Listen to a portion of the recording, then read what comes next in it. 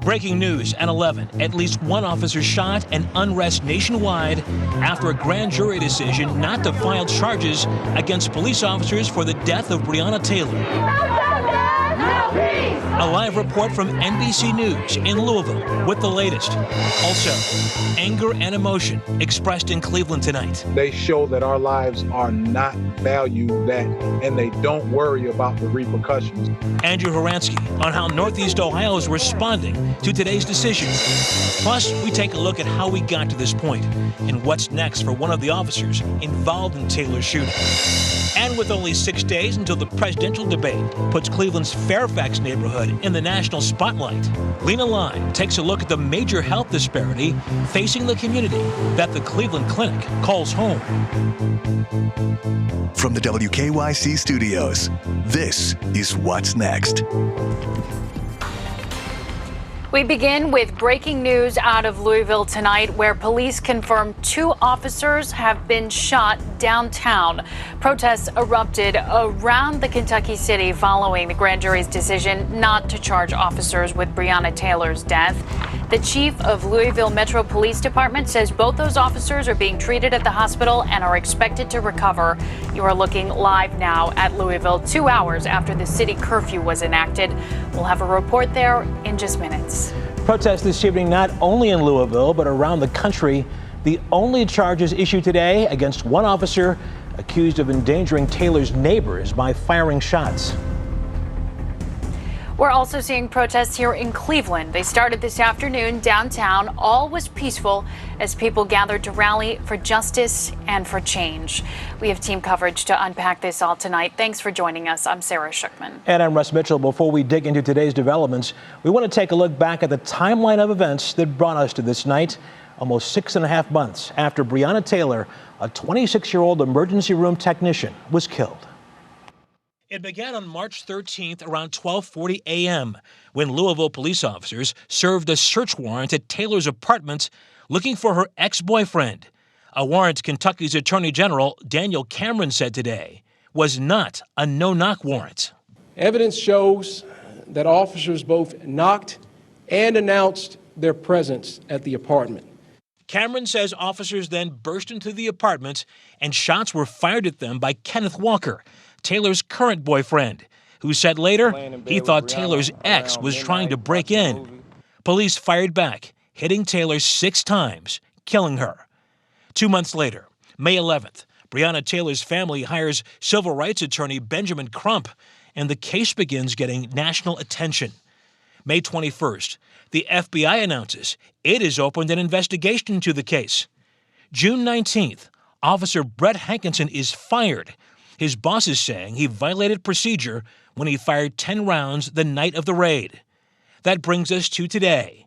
Hankinson is charged with wanton endangerment for endangering Taylor's neighbors with his shots. The other officers were not charged. The Attorney General saying the grand jury decided their actions were justified. I know that not everyone will be satisfied with the charges we've reported today. My team set out to investigate the circumstances surrounding Ms. Taylor's death. We did it with a single... Taylor's family had asked for no less than second-degree manslaughter charges against those officers. Earlier this month, the city of Louisville agreed to settle a civil case, paying the family $12 million. Now that brings us to today, when that grand jury indicted one of 3 officers involved in the shooting, but not for the death of Breonna Taylor. Former officer Brett Hankinson is charged with first-degree wanton endangerment for firing into neighboring apartments, putting those neighbors at risk. He was booked into a detention center today and released a half hour later on $15,000 bail. And today, many are questioning what his felony charge really means.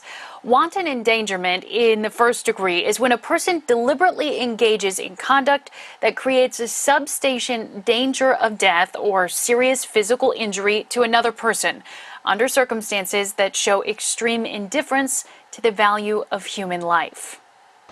Okay, let's go back to Louisville now. As we told you, 2 police officers shot during protests tonight. NBC's Jay Gray is there, standing by live in Louisville with the latest. Jay, good evening to you. Hey, good evening, Russ, and we are just outside the University of Louisville Hospital. You can see a stepped-up presence here, the National Guard and police. Those two officers inside were told their injuries are not life-threatening and just learned the suspect in the shootings has been captured by police. Anger spilling into the streets of Louisville. I don't even have words. It's just crazy. At times turning violent, 2 Louisville police officers hit by gunfire as protesters clashed with police and the National Guard. As they were deploying to investigate what was going on at First and Broadway, shots rang out and 2 of our officers were shot. After a grand jury's decision that no Louisville police officer will be directly charged in the death of Breonna Taylor. And every single person who fears police and being murdered by police deserve much better than what we got today. It's been more than 6 months since police stormed Breonna Taylor's apartment looking for drugs. Her boyfriend, Kenneth Walker, thinking it was a break-in, shot at officers who fired back, killing Taylor. The state's investigation focused on Brett Hankison, Miles Cosgrove, and Jonathan Mattingly, the 3 officers who opened fire during the raid. Only Hankinson, who was fired from the department, was indicted on 3 counts of wanton endangerment for firing into a neighboring apartment. And our investigation found that Mattingly and Cosgrove were justified in their use of force after having been fired upon by Kenneth Walker. The Taylor family attorney calls the decision outrageous. We still have work to do. We still are pushing for justice for Breonna. We still have the FBI investigation. While this community promises Breonna Taylor to continue saying her name.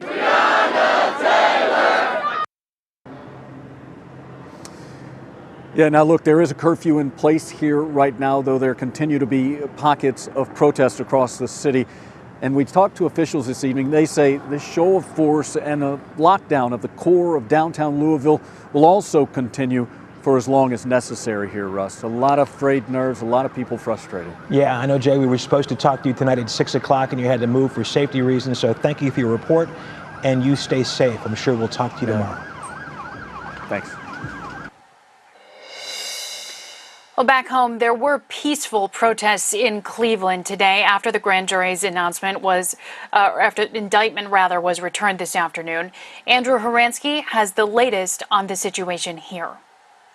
No justice! No peace! 2 protests in Cleveland tonight, both peaceful. The first outside the Justice Center, the next larger beside the Freedom Stamp. We will not rest until freedom comes. Where the name Breonna Taylor was a rally cry for justice and change. It's about a young woman that was in her own house. I would say it starts with having conversations like this. It begins with demanding changes in the ways in which that we see our communities policed. The last time we saw a gathering for Taylor in Cleveland, it was the weekend in June that the medical worker would have turned 27, part of a national movement called Say Her Name. 27 balloons were let go on the campus of Cuyahoga Community College, and as a painting called Say Her Name, See Her Face was projected onto a building in Louisville, Cleveland's NAACP president said there was writing on the wall. And today she wasn't surprised. And she wasn't alone. Many of our police departments have policies in place that harm our communities that need to be remedied. And we just need to have something that happens coming from the federal level on down to put better processes in place to remedy the things that we continue to see happening out of police departments. We have to re-examine the law nationally as it relates to going into people's domiciles, into their houses to exercise search warrants. With others saying it goes deeper than that. This culture of policing in which, it's so easy to take a Black life and how there is very little to no accountability. A world where there isn't another tragedy like Breonna Taylor's. The city of Louisville did take steps by passing Breonna's law, which basically bans no-knock warrants. But those I spoke with today said that things need to really go a step further, that there needs to be uniformity. Change, Sarah, just cannot happen city by city, but there needs to be greater uniformity. I can tell you, though, no incidents to report here tonight. The group here disbanded a little more than an hour ago. To you. Good to hear, Drew. And of course, yes, it seems city by city, those concerns aren't going away quietly. It has been 6 months, but we are still very early in this process of reform. Thanks tonight. Well, we are going to keep up on this story and continue to follow any overnight updates on WKYC.com and also the WKYC app. We'll have complete coverage on Go starting at 4:30 a.m.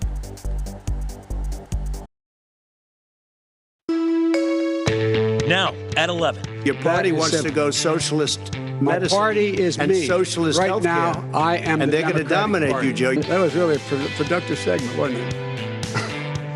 Keep yapping, man. The showdown in Cleveland. We have your team coverage of tonight's events from inside the debate hall to outside, where voters shared their voices from the streets and from the comfort of their homes. Also tonight, we're following a deadly shooting in one Northeast Ohio neighborhood. Mark Namick is live from the scene with the latest from police. And with the debate in the history books, the election moves on just 35 days away. Laura Cato breaks down all you need to know before you cast your ballot. This is a special edition of What's Next with Russ Mitchell and Sarah Shookman. Debate 1 is done. 90 nonstop minutes. President Donald Trump and Democratic nominee Joe Biden faced off inside the Sampson Pavilion tonight here in Cleveland. Thanks for joining us on this historic and quite chaotic debate night. I'm Sarah Shookman. And I'm Russ Mitchell. That was insane. The two candidates traded blows tonight as personal attacks and interrupting defined the debate. We have team coverage this evening. Lena Lai is keeping an eye on protests as Tiffany Tarpley gets the voters' take on tonight.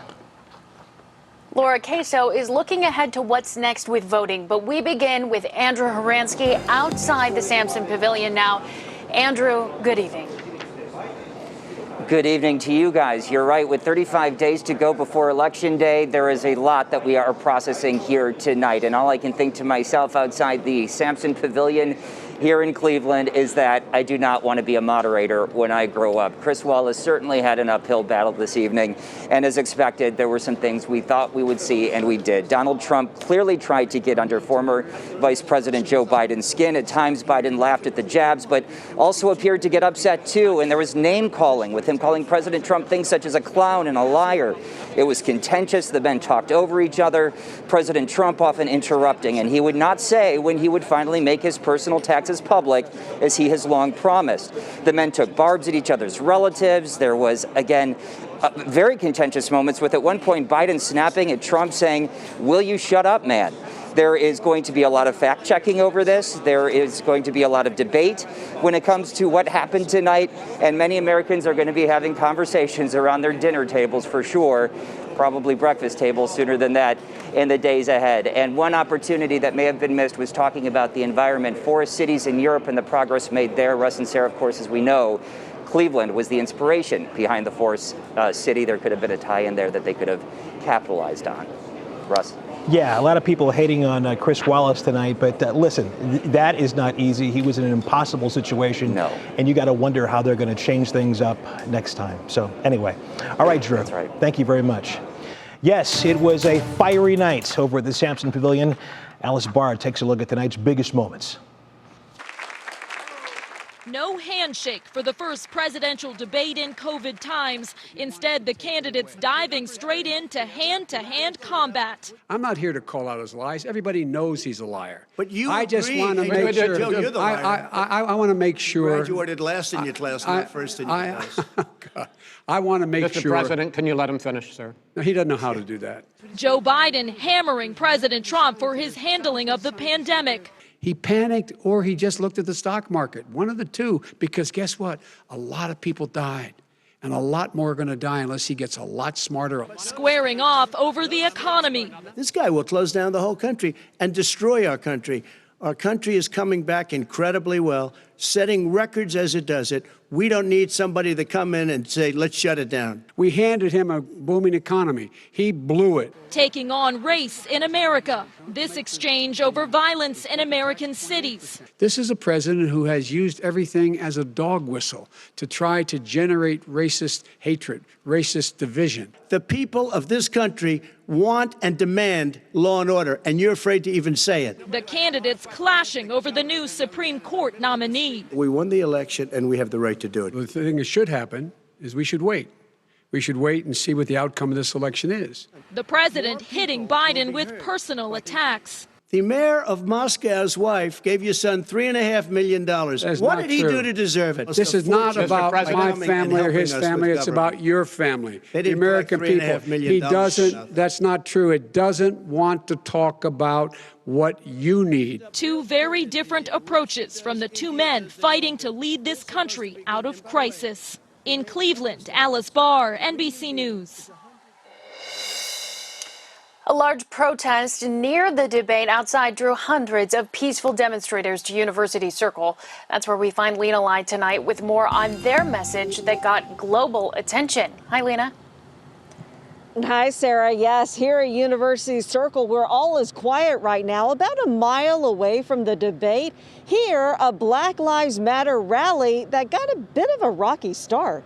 The rally had barely begun, and already a conflict with police. Suburban officers assisting Cleveland confiscated protesters' signs. The wooden posts, they said, were banned as part of the city's restricted debate zone.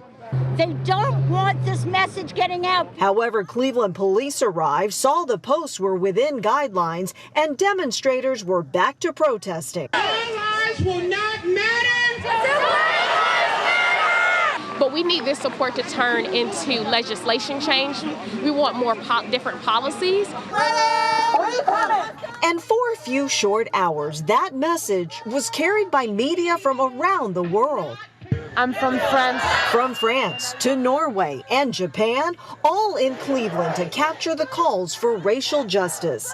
While police helicopters, SWAT in armored vehicles, and electronic eyes keeping watch for any trouble, they would not be needed. We showed you today that we know how to rally in peace and get our message across. And organizers say after today's rally, they hope to seize upon today's momentum with future rallies in the upcoming weeks. Sarah? And Northeast Ohio certainly proud to see those peaceful voices tonight. Thanks, Lena. This evening, I spoke with Cuyahoga County leaders of both parties. My question to both, how do you think your candidate did tonight? First, the Republican side. This was certainly a lively debate, and Cleveland's so proud to host this debate. This was a strong debate of ideas. This is the discussion the public wanted. It was lively. There were many exchanges that went back and forth, but I think this was an important discussion of the ideas, policy, and I was disappointed there were a few questions that candidate Biden wouldn't answer, particularly regarding the Supreme Court. But all in all, I think it was a good night for President Trump. Given the circumstances, he did pretty good. I mean, the petulance, immaturity, and bullying that was on display was probably the most embarrassing performance from a president that I've witnessed in my lifetime, and it was quite disturbing. As for what is next in the campaign trail, tomorrow I will ride along with Joe Biden as he leaves Cleveland on a train tour to Pennsylvania. I will talk one-on-one with the former vice president, and there is certainly a lot to talk about. We'll bring you that interview tomorrow at 5, 6, and 11. Also, you should know, we reached out to the Trump campaign for an interview with the president. No word as of yet. Well, tonight we also brought together 7 Northeast Ohioans to watch the debate with us and see what they made of tonight's discussion. 3 News' Tiffany Tarpley hosted our virtual watch party, and she joins us live now. Tiffany, what was the word? Well, Sarah, of course, these are 7 people from various backgrounds. They have different views as well, who are supporting both candidates, one or the other. One thing I can say is that our virtual watch party tonight raised some important issues and questions, but was more civil than parts of that actual debate. The degree to which Chris Matthews has had to really mediate and even reprimanding to get them to stop talking over each other. I didn't see much constructive, progressive ideas moving forward. It was basically, I'll defend my point of view and I'm going to infringe on your point of view and make it seem like, you're not doing anything. So I guess maybe debate number 2 or 3, it'll change, but I love the energy. The way this nation has really been approaching a lot of the conversations that we have coronavirus, racial equity and justice, a lack of just maturity in being able to sit down with each other and have a more in-depth conversation, a mature conversation. We can't really focus on the real questions, the real topics, because we're so divided and not willing to come to the table together as a country. We all are Americans. This debate shows us how divided our country is, that we're Republicans and we're Democrats, and we're unwilling to come to the table together to try to fix a lot of the issues that are going on in the country right now. I think I'm agreeing with the Republican that we do need to come together as a country and put our country first. I wish this panel can come together maybe and say to both of these guys that, look, if we can come together and talk amicably to each other instead of trying to beat each other up, maybe we can solve some of the problems that this country's having. Maybe, right? And that's just a glimpse of what our group had to say about this debate. For the full conversation, head over to our website, WKYC.com. Also, check out our Facebook page. Sarah, we want to thank everyone who reached out to us to be a part of this discussion. Of course, the panelists who actually were able to be a part of it. We really appreciate our neighbors being civil with each other. Thanks, Tiffany. Well, there is some speculation tonight that either or both of these campaigns could back out of the 3 other debates already agreed upon. We'll have to wait and see on that. Next up to the debate stage should be Vice President Mike Pence and Biden's running mate, Senator Kamala Harris. They are scheduled to go head-to-head next Wednesday night, October 7th, in Salt Lake City, Utah.